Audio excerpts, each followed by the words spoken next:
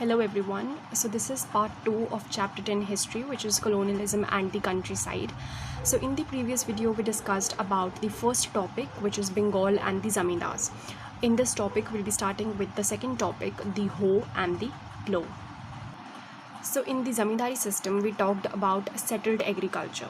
However, in this topic we'll be dealing with shifting agriculture.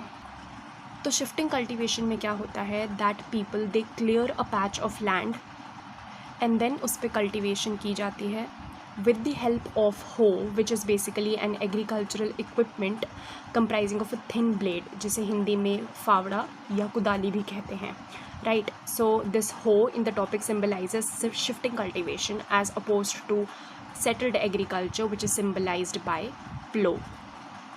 Then after cultivation that particular piece of land is left free so that वो अपनी fertility regain कर सके. So during that time production या cultivation होती है at another piece of land और ये same process follow होता है.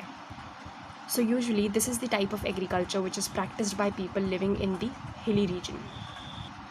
So now starting with the topic, Francis Buchanan was basically a physician who came to India and he undertook detailed surveys of the areas which were under the jurisdiction of the East India Company. So he visited the Rajmahal Hills. The Rajmahal Hills are in present day Jharkhand. तो जब उसने वहाँ visit किया, he saw that the people there were hostile. So basically these people, they were not welcoming to these officials. Now what was the reason for this? तो वो reason के बारे में हम पढ़ेंगे इस topic में. So these people were known as the Pahadiyas. These people were hunters, food gatherers, charcoal producers, silkworm rearers, and most importantly were shifting cultivators. So basically their life revolved around the forest and the forests were the basis of their identity. These groups were headed by chiefs who had to ensure the unity of the group. Then they had to settle the disputes arising between people of that tribe, and they led their own tribes in battles, that is in battles against other tribes and in battles against the plains people. So these chiefs, they used to lead these tribal people. Plains people include the people who practiced settled agriculture in the plains or who were the traders, merchants, etc. Then one important characteristic of these Pahadiyas was that they conducted raids, and they used to consider these raids as legitimate, right, that there is nothing wrong in these raids. So for them raids were necessary for their survival. They were a way of asserting their authority over other communities, and thirdly these raids were a means of negotiating political relations with outsiders. So these raids used to happen in areas where settled agriculture was performed, or sometimes they used to raid the traders or the merchants who used to come for trading activities. तो obviously अगर settled agriculture वाले areas में raids होंगी तो obviously zamindars would be affected. So the zamindars, in order to avoid these raids, they had to pay a regular tribute to these chiefs. Also the traders, they had to take permission after giving a certain amount of money to these chiefs so that they could use the forest areas in order to go from one place to another. और अगर वो ये amount नहीं pay करते थे तो then these chiefs or these tribal people, they used to destroy the property which was carried by these traders. So this is how the life in the hills was. अब हुआ क्या that in the end of 18th century the Britishers encouraged forest clearance, right, and encouraged the extension of settled agriculture. अब इससे हुआ क्या that the places which were occupied by these Pahadiyas, they came under threat. Because हमने देखा ये जो पहाड़ियाज थे इनकी life revolve around the forest, तो अगर फॉरेस्ट ही क्लियर कर दिए जाएंगे तो how will they survive. Also we have seen that forest were the basis of their identity. So this forest clearance and extension of settled agriculture was a threat to their identity as well. Why did Britishers started taking these steps? There are obvious reasons for this. First is that they wanted the enlargement of the source of revenue. तो उनके पास land revenue कहाँ से आता था? Settled agriculture की वजह से. So they wanted to increase land revenue. Second of all, they wanted to have crops so that they could export those crops, right? तो उनकी production बढ़ाने के लिए they wanted the extension of settled agriculture.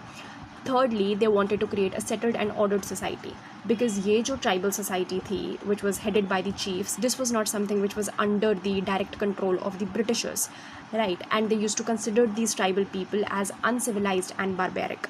So the Britishers, they wanted to have a settled and ordered and a civilized society, because of which they encouraged forest clearance and extension of settled agriculture. So obviously the Paharias, they were not ready to fulfill this particular demand of the Britishers. They did not want to adopt settled agriculture, and they wanted to practice shifting cultivation only because that was their way of life and they wanted to continue with it. So the Britishers, they followed the policy of extermination in the 1770s. Extermination implies mass killing. Then in 1780s, the Britishers, they followed the policy of pacification. This policy was launched under Captain Brooke, Brown and Cleveland Augustus. So under this policy, the Pahadia chiefs, they were given annual allowance. Right तो जो Britishers थे वो उनको annual allowance देते थे, जिसके बदले the Paharia chiefs had to ensure the proper conduct of their men. तो बहुत सारे चीफ्स ने तो रिफ्यूज़ कर दिया this particular offer. However those who accepted this particular offer, they lost their authority within the community, because जो tribals थे उनको लगा कि जो उनका चीफ है that had become employ of the British East India company only. So these particular chiefs who accepted the offer, they lost the support and loyalty of their tribes. So because of this policy of extermination and then pacification later on, the Paharias, they withdrew deeper into the mountains. So this was the reason that when Francis Buchanan was traveling through this region, the Paharias, they viewed him with a sense of suspicion and distress because he was also the official of the company. So according to them, these people were the ones who were responsible for the destruction of their way of life and their means of survival. Then at the same time, this particular group called the Santals, they were taking over the lower hills, the lower Rajmahal hills, and they started practicing settled agriculture in these areas. So Santals, also known as Manjhi, they are ethnic group in eastern India. They occupy the present-day territories of Bihar, Odisha, Jharkhand, West Bengal, and even reside in Bangladesh and Nepal. So these people, they started clearing down the forests and started plowing the field, right? तो वो settled agriculture practice करने लगे. So these Santals, they were represented by the plow, and ये जो पहाड़ियास थे, they were represented by the hoe. So plow भी एक agricultural equipment ही होता है, which is called hull in Hindi. So it consists of one or more blades which are fixed in a frame and it is bigger than a hoe. तो hoe symbolize करता है shifting cultivation and plow symbolize कर रहा है settled agriculture. So it is termed that there was this battle between the hoe and the plow. Then Francis Buchanan also travelled across the Ganjuria Pahad, which is a part of the Rajmahal hills. तो इस particular area के साथ भी यही सब हुआ. He observe that the forest of this area, they were cleared and then settled cultivation was practised and he spoke very highly of this settled cultivation.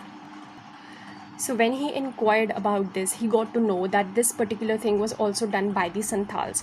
The Santals आए क्यों? How did they emerge and how were they taking over these lower hills and displacing these Paharias?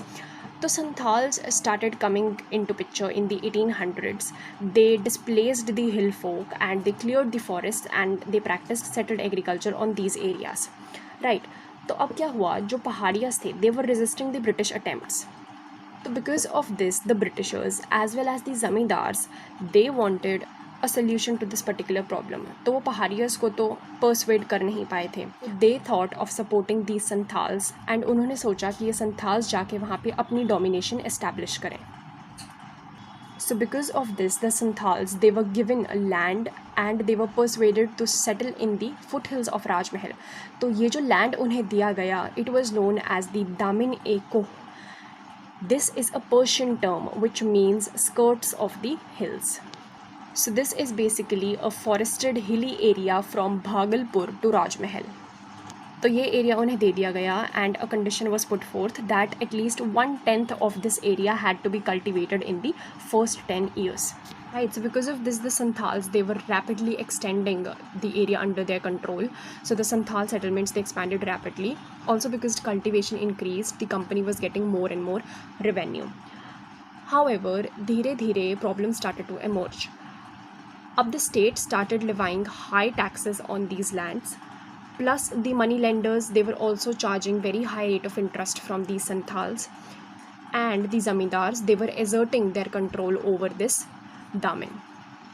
तो Santhals को लगा that इस हिसाब से तो they would lose their land. Therefore Santhal revolt took place in the year 1855 to 1856. As a consequence of this particular revolt, the Santhal Pargana was established. So basically, the Britishers allotted a particular area to the Santhals only, known as the Santhal Pargana, and उनको लगा कि ऐसा करने से the Santhals they could be conciliated. This was a means to ensure that the revolt will not take place against the British authority. Right, so this is how they pacified the Santhals. Right, so this is all about this particular topic of the hoe and the plow, and ये जो observations हैं by Francis Buchanan, they cannot be accepted uncritically, because at the end of the day Buchanan was also an official of the East India Company, and it is for them that he was writing all these things. उसके endeavors थे, they were being supported by this East India Company.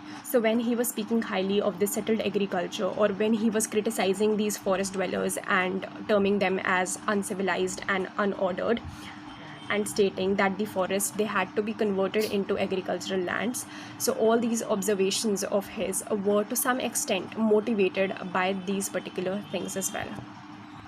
So this is all for this chapter, because the last two topics, the third and the fourth topic, they are not a part of your syllabus anymore. Thank you so much for watching.